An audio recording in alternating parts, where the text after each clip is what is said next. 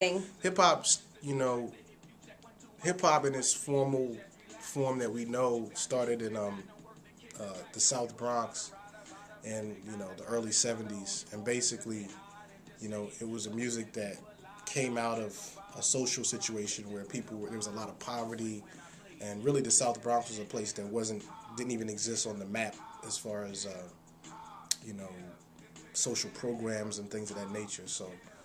it was often, when it was on the map, it was usually as an example of just a place that is completely devastated, almost like a third world within the United States. So it's kind of interesting that hip hop music would go on to eventually become this music that's like global,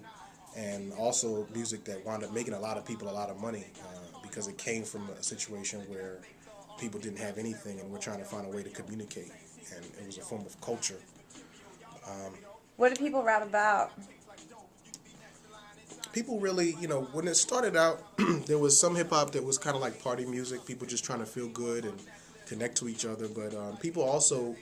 very quickly, the music became a voice. As it became popular, it very quickly became a voice that people were using because they realized that this music is getting attention. And this is really, hip hop really very quickly became a site where people who were essentially voiceless, not being listened to in a lot of other ways, were actually being listened to through their music. And so they began to talk about it. Their songs came out about drugs, and if you think about the song called "The Message" by Grandmaster Flash and Furious Five, this was a song from people in the South Bronx talking about the situation they're in. Don't push me because I'm close to the edge. I'm trying not to lose my head. Child is born with no state of mind, blind to the ways of mankind. But these guys were talking, about their situation, and so hip hop in that way it became kind of pulled into a tradition of protest music, and a music that talks about social issues and political issues, and that's kind of what a lot of the hip hop in the early stages was. But there was also the party music. I think I think one other important thing that people need to know about hip hop is that one of the early hip hop power pioneers was Africa Bambaataa, who was a gang leader who used to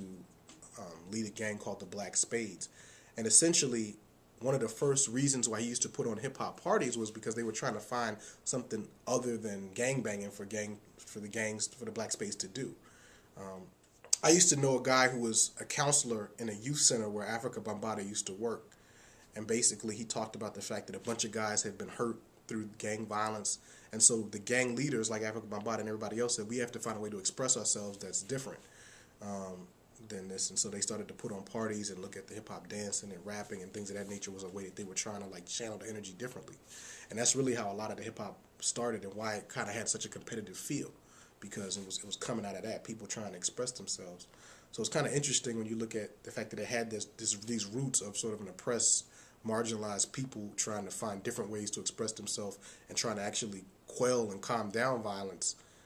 to where later in its commodified form it becomes something that is like just synonymous with violence, and you know violence becomes sensationalized and glorified to some extent. So